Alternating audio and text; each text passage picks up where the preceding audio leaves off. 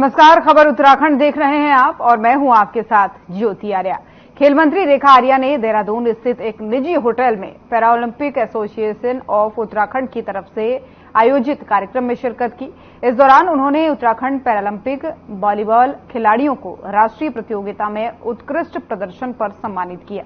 साथ ही उन्होंने अभ्यास मैच भी खेला और खेल मंत्री रेखा आर्या ने कहा कि निश्चित ही हमारे पैरालंपिक खिलाड़ियों ने अपने खेल के जरिए अन्य लोगों को भी प्रेरित करने का काम किया है। उन्होंने कहा कि आज केंद्र और राज्य सरकार प्रधानमंत्री नरेंद्र मोदी के कुशल मार्गदर्शन में हमारे खिलाड़ियों को बेहतर सुविधाएं देने के लिए प्रतिबद्ध है।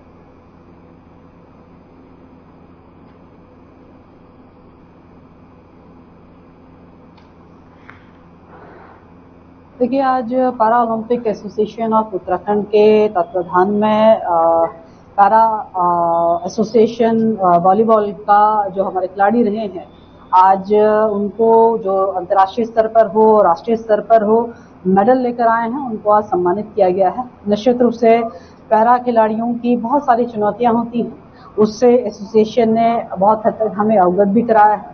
हमने भी ये कोशिश करी है कि एसोसिएशन की बातों को निश्चित रूप से जो सरकार के द्वारा बनाई गई खेल नीति है, उस खेल नीति में किस प्रकार से समाहित की जा सकती है।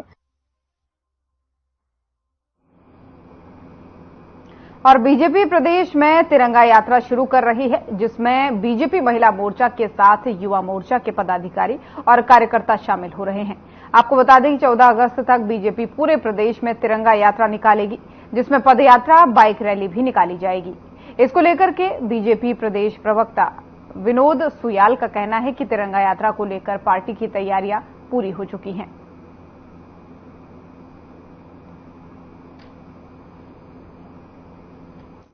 निश्चित रूप से भारतीय जनता पार्टी ने और हमारे देश के प्रधानमंत्री जी ने हम सबका आह्वान किया है और हम सब की जिम्मेदारी भी बन जाती है कि जो हमारी आने वाली पीढ़ी है, जो हमारे नौनिहाल हैं, जिस तरह से हमारे देश के लोगों ने अपनी कुर्बानी दी है इस आजादी के लिए, इसके लिए भारतीय जनता पार्टी ने वृहद स्तर पर कार्यक्रम तय किए हैं। 11 तारीख से युवा मोर्चा, 11, 12, 13 तारीख को युवा मोर्चा प्रत्येक विधानसभा में तिरंगा यात्रा निकालेगा। उसके अलावा अन्य मोर्चे और पार्टी के सभी पदाधिकारी इस यात्रा में सम्मिलित रहेंगे।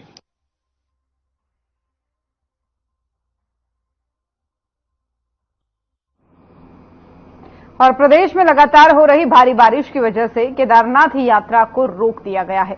श्रद्धालुओं की सुरक्षा को देखते हुए जिला प्रशासन ने यात्रियों को सोनप्रयाग और गौरीकुंड में ही रोक दिया है। आपको बता दें कि बारिश की वजह से 4 राज्य मार्ग और 10 संपर्क मार्गों पर मलबा आ गया है और रास्ते बंद हो गए हैं।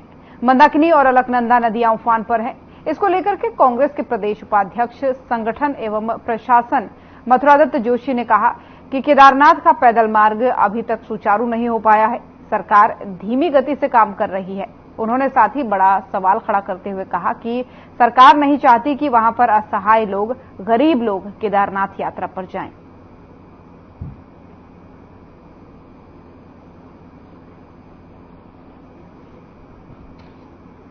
कितनी बड़ी दुर्भाग्यपूर्ण बात है कि केदारनाथ का जो पैदल मार्ग है, परंपरागत मार्ग है, वो सुचारू रूप से अभी तक चालू नहीं कर पाए। सरकार धीमी गति से काम कर रही है। सरकार का कोई इंटरेस्ट नहीं है, सरकार कोई गंभीर नहीं है, सरकार संवेदनशील नहीं है और सरकार कतई चाहती नहीं कि केदारनाथ धाम में लोग जाएं, गरीब लोग जाएं, असहाय लोग जाएं, स्थानीय लोग जाएं। जब आप 10 दिन में एक रास्ता साफ नहीं कर सकते हो, चलने लायक नहीं बना सकते हो, मैं समझता हूं कि सरकार को कोई नैतिक अधिकार नहीं है जो केदारनाथ की बात है।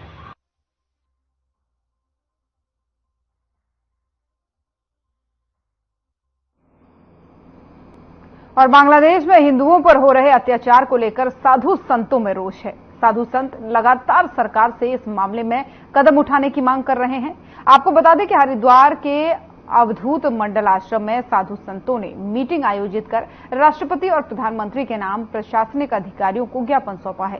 तो वहीं संतों की मीटिंग में अखाड़ा परिषद के अध्यक्ष महंत रविंद्रपुरी, महामंत्री राजेंद्र दास समेत तमाम अखाड़ों के महामंडलेश्वर और सभी संत मौजूद रहे। संतों ने कहा कि बांग्लादेश में तख्ता पलट होने के बाद से वहां के हिंदुओं के ऊपर अत्याचार किया जा रहा है। इसके लिए भारत सरकार को कदम उठाकर बांग्लादेशी हिंदुओं की रक्षा करनी चाहिए। वहीं संतों ने बांग्लादेश के 2 करोड़ हिंदुओं के लिए अलग देश बनाए जाने की मांग भी कर डाली है।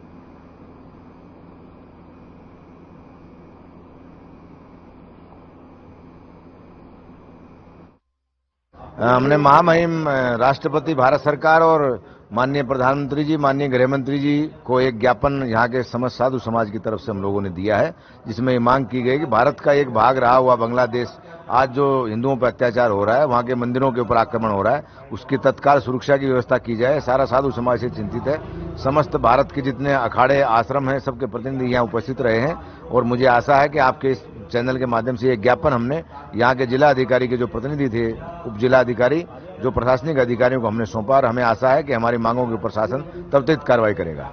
आज हरिद्वार के 13 अखाड़ों के पूज्य संतों के प्रतिनिधित्व ने एक ज्ञापन महामहिम राष्ट्रपति प्रधानमंत्री जी को भेजा है कि भारत सरकार बांग्लादेश में हस्तक्षेप करे और वहां पर हो रहे हिंदुओं के अत्याचार को तत्काल प्रभाव से रोका जाए, क्योंकि जिस प्रकार से मानवाधिकार के जो संगठन हैं वो मौन और चुप्पी धारण किए हुए हैं, ये बहुत दुर्भाग्यपूर्ण है।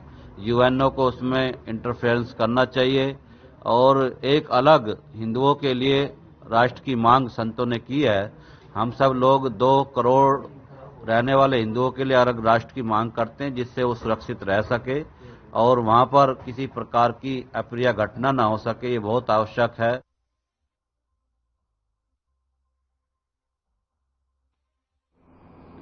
ऋषिकेश के आवास विकास स्थित विद्या मंदिर इंटर कॉलेज में विज्ञान और गणित की प्रदर्शनी लगाई गई, जिसमें संकुल स्तर के विद्यालयों से 268 छात्रों ने हिस्सा लिया। प्रदर्शनी का शुभारंभ कॉलेज के प्रधानाचार्य उमाकांत पंत और संकुल प्रमुख लोकेंद्र अंथवाल ने दीप प्रज्वलित करके किया। प्रदर्शनी में छात्रों ने अपने हुनर का प्रदर्शन कर अध्यापकों का दिल जीत लिया। आपको बता दें कि एक से बढ़कर एक विज्ञान के डिजाइन प्रदर्शनी में देखने को मिले और मौके पर प्रधानाचार्य उमाकांत पंत ने कहा कि देश के छात्रों में प्रतिभा की कोई सीमा नहीं है, बस उनकी प्रतिभा को उभारने की जरूरत है। आज की प्रदर्शनी में जिस तरीके से छात्रों ने अपने हुनर का जलवा दिखाया है, वो तारीफे काबिल है।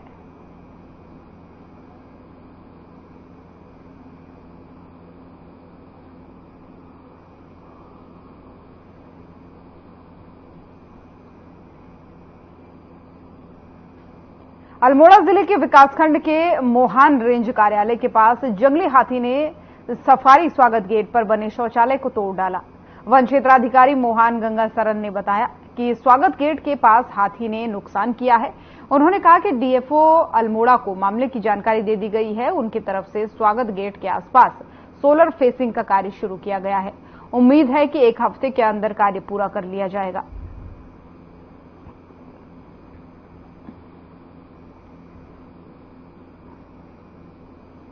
ये जो स्वागत द्वार गेट का एंट्री गेट तो हाथियों द्वारा नुकसान कर दिया गया था, तो अभी इसमें हल्का नुकसान हुआ था, लेकिन प्रिवेंटिव मेजर लेते हुए डीएफओ महोदय को जानकारी दी गई। उन्होंने तुरंत एक्शन लेते हुए अभी सोलर फेंसिंग के लिए काम शुरू करवा दिया है और समझता 1 हफ्ते में कार्य पूर्ण हो जाए, सुरक्षित हो जाएगा।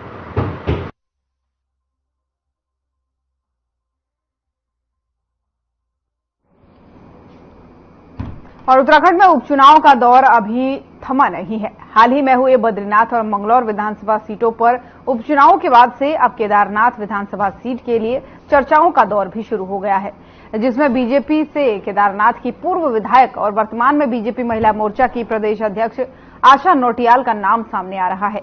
आपको बता दें कि भाजपा से पूर्व विधायक शैला रानी रावत के लंबी बीमारी के बाद निधन के बाद से केदारनाथ विधानसभा की सीट खाली हो गई थी, जिसके बाद से भाजपा से अब आशा नौटियाल को टिकट दिया जा सकता है।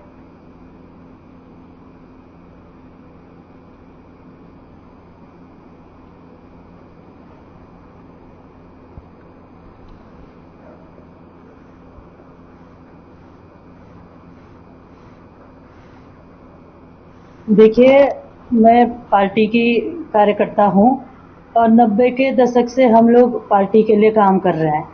भारतीय जनता पार्टी को आगे बढ़ाने का हम सब ने मिलकर काम किया है।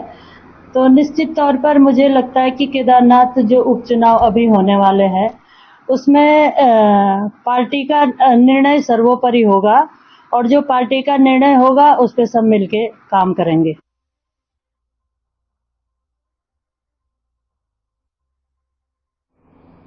और लिंचौली में बादल फटने के बाद से केदारनाथ घाटी में आई आपदा में आपदा राहत और बचाव कार्यों का जो कार्य है वो समाप्त हो चुका है। आपदा सचिव विनोद कुमार सुमन ने जानकारी देते हुए बताया कि अब केदार घाटी में सामान्य स्थिति है। हालांकि उन्होंने ये भी कहा कि सीएम ने केदारनाथ घाटी में आई आपदा के बाद से अपनी नजर बनाई हुई है और अभी भी कई जगहों पर पैदल रास्ते डैमेज हैं। जल्द ही पैदल मार्गों को ठीक किया जाएगा।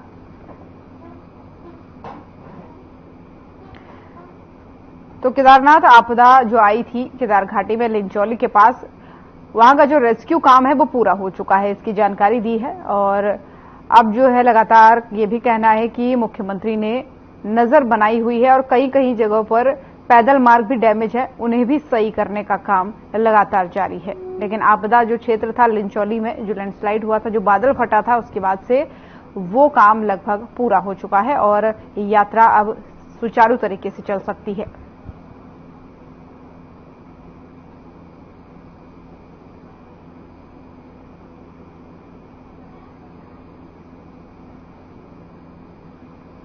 माननीय मुख्यमंत्री जी द्वारा लगातार स्थिति पर नजर बनाए रखी गई है और उनके द्वारा निर्देश दिए गए थे कि हवाई यात्रा तत्काल शुरू की जाए। उसके क्रम में हवाई यात्रा शुरू करने के निर्देश के क्रम में यात्रा शुरू की जा चुकी है। जहां तक सड़क मार्ग से पैदल यात्रा का प्रश्न है, उसके लिए रास्ता खोलने की कार्रवाई की जा रही है। जो रास्ते बंद थे 29 स्थानों पर, उसमें से मैक्सिमम पे काम हम लोगों ने समाप्त कर लिया है। इक्का दुक्का स्थानों पर काम बचा हुआ है, उसको खोलने की कार्रवाई की जा रही है और उम्मीद करते हैं कि जो समय सीमा हमें दी गई थी 1 सप्ताह की, उसके अंतर्गत हम यात्रा प्रारंभ करने की में सफल हो सकते हैं। और यहां पर रुक रहे हैं एक छोटे से ब्रेक के लिए, जल्द हाजिर होंगे।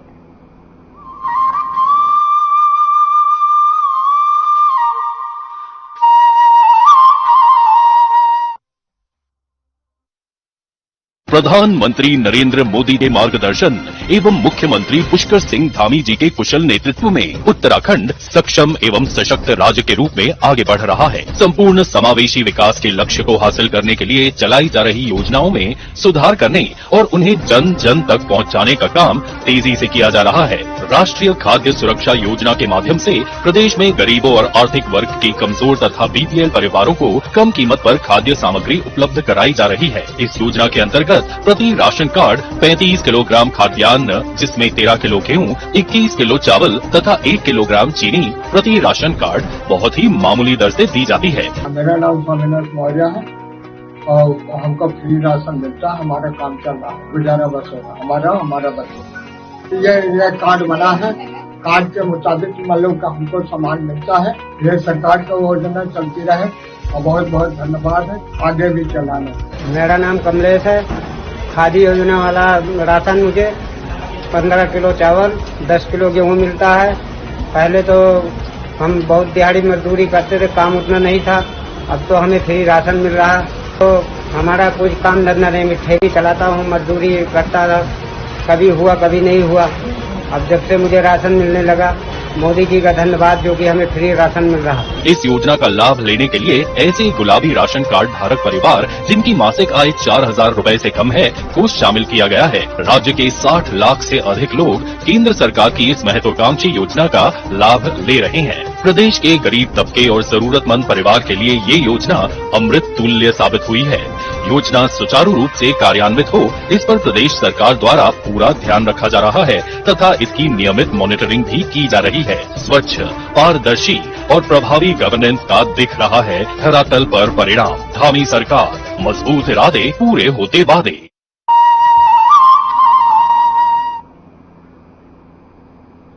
तो ब्रेक के बाद एक बार फिर से स्वागत है आप सभी का। चलिए खबरों में आगे बढ़ते हैं। राजधानी देहरादून के दिलाराम चौक स्थित राज प्लाजा व्यापार मंडल एमडीडीए को शिकायत पर नाराजगी जता रहा है। इस बात को लेकर के राज प्लाजा व्यापार मंडल के प्रवक्ता अमरजीत सिंह ने कहा कि किसी व्यक्ति ने एमडीडीए को शिकायत की है कि राज प्लाजा के बेसमेंट के पार्किंग स्थल पर अवैध निर्माण किया गया है, जिसे देखते हुए एमडीडीए ने हमें नोटिस भेजा है। पार्किंग हमारे लोअर ग्राउंड फ्लोर से 100 फीट की दूरी पर है, जिसका उससे कोई भी ताल्लुक नहीं है।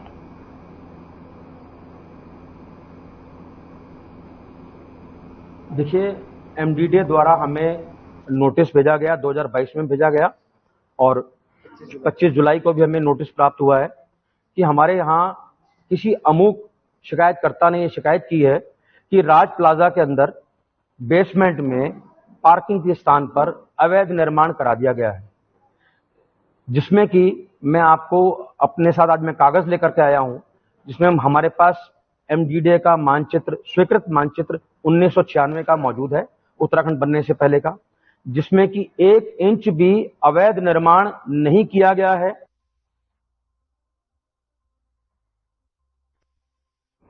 कांग्रेस के राष्ट्रीय अध्यक्ष मल्लिकार्जुन खड़गे, पूर्व अध्यक्ष राहुल गांधी उत्तराखंड दौरे पर आ रहे हैं। प्रदेश कांग्रेस अध्यक्ष करण माहरा ने बताया कि प्रदेश में कांग्रेस को मजबूत करने और कांग्रेसी कार्यकर्ताओं में उत्साह का संचार हो रहा है। कांग्रेस के राष्ट्रीय अध्यक्ष मल्लिकार्जुन खड़गे और राहुल गांधी उत्तराखंड पहुंच रहे हैं।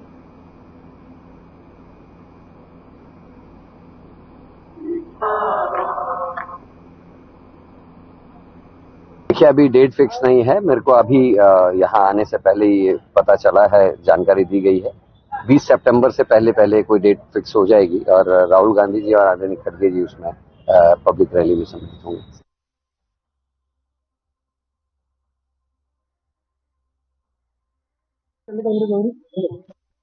गैरसैंण में शुरू होने वाले विधानसभा के मानसून सत्र की अवधि को लेकर कांग्रेस लगातार सवाल उठा रही है। कांग्रेस के अध्यक्ष करण माहरा का 3 दिवसीय मानसून सत्र पर कहना है कि सदन में जनहित के करीब 500 सवाल विपक्ष के द्वारा रखे जाएंगे, जिसके लिए इतना समय बेहद कम है।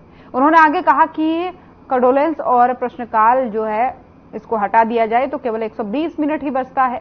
इसमें 500 सवालों के जवाब मिलना बहुत मुश्किल है।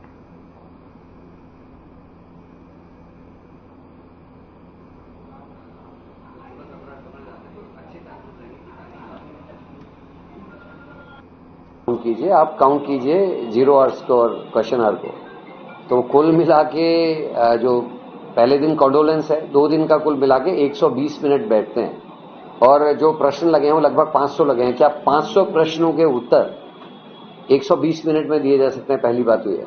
और एक बड़ा अजीब सा अटपटा मैंने बीजेपी के लोगों के बयान देखा कि वो ये कहते हैं कि पब्लिक के पैसे से ये विधानसभा चलती है और बिना बिजनेस के इसको चलाना ठीक नहीं है। तो बिजनेस लाना किसका काम है?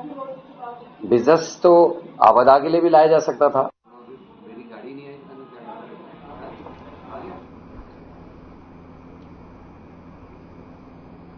राज्य सरकार प्राचीन काल में उत्तराखंड के 4 धाम यात्रा पैदल मार्ग को फिर से विकसित करेगी और जिससे कि राज्य में ट्रैकिंग टूरिज्म को बढ़ावा दिया जा सके। इसके लिए सरकार की ओर से योजना तैयार की गई है।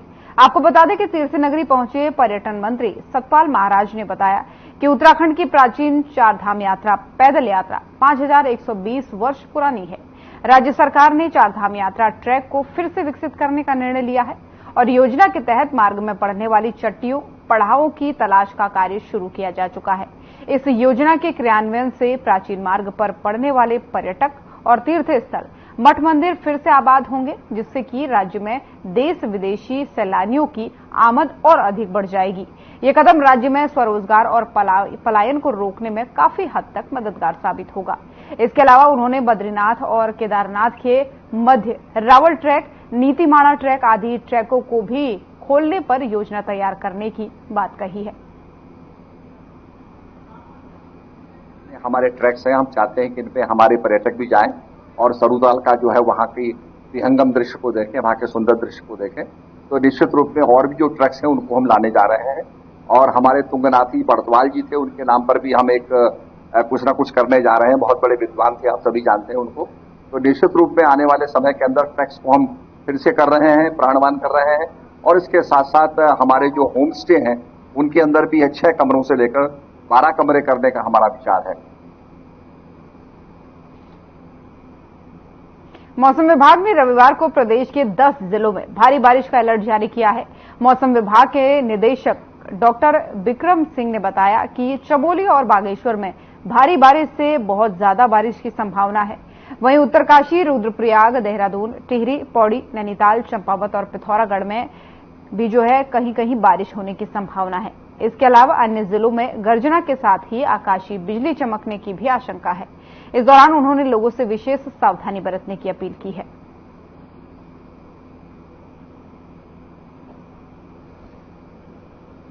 कहीं जो लोग आवागमन कर रहे हैं वो बहुत सावधानी रखें। रास्ते बंद होंगे कहीं कहीं पर, इन डिस्ट्रिक्ट में खासकर जहां पे भारी से बहुत भारी वर्षा है, या इसी तरह घाट गदरों में भी पानी बढ़ेगा। तो जो लोग उसके आसपास रह रहे हैं या जो लोग इसमें क्रॉस करने या इस तरह की जो पार करने की जो नदी नालों को वो कोशिश ना करें, तो कहीं ना कहीं चपेट में आते हैं। इसी तरह जो लैंडस्लाइड जोन है उनके आसपास रह रहे हैं उनको भी काफी सतर्क रहने की जरूरत है। तो कल और परसों जो एक्टिविटी वेदर की वो बढ़ेगी। तो यही मैं अभी कहना चाहूंगा। नमस्कार। और उत्तराखंड के लोक पर्व हरेला के अवसर पर धामी सरकार ने 15 अगस्त तक सभी विभागों के साथ मिलकर प्रदेश भर में 50 लाख पौधे लगाने का लक्ष्य रखा है, जिसमें जिला ग्राम्य विकास विभाग ने अपना लक्ष्य पूरा कर लिया। इस बात को लेकर के देहरादून के जिला विकास अधिकारी सुनील कुमार ने कहा कि जिला ग्राम्य विकास विभाग को 1 लाख पौधे लगाने का लक्ष्य आवंटित किया गया है, जिसे अब पूरा कर लिया गया है। साथ ही उन्होंने ये भी कहा कि खंड विकास विभाग के साथ मिलकर इस लक्ष्य को पूरा कर लिया गया है और निश्चित रूप से ये जनपद के लिए एक उपलब्धि है।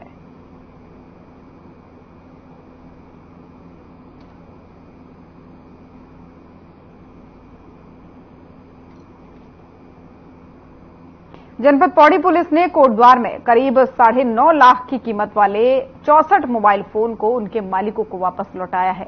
एसएसपी पौड़ी लोकेश्वर सिंह ने कोतवाली कोटद्वार में आयोजित हुए एक कार्यक्रम के दौरान जानकारी देते हुए बताया कि ये सभी मोबाइल फोन लोगों के जनपद में अलग अलग जगहों पर खो गए थे, जिनको एसओजी द्वारा तलाशा गया है और उन्हें आज उनके मालिकों को वापस लौटाया गया है, जिस पर लोगों ने पुलिस का आभार भी व्यक्त किया है।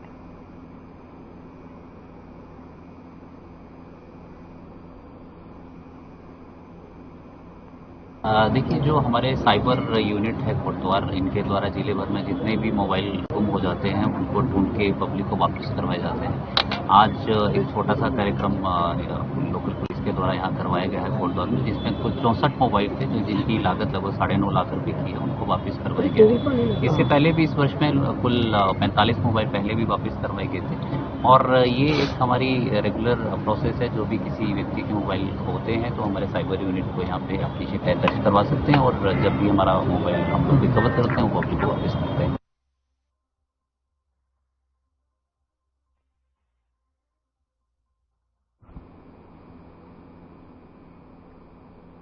तो खबर उत्तराखंड देख रहे थे आप। बुलेटिन में फिलहाल इतना ही। नमस्कार।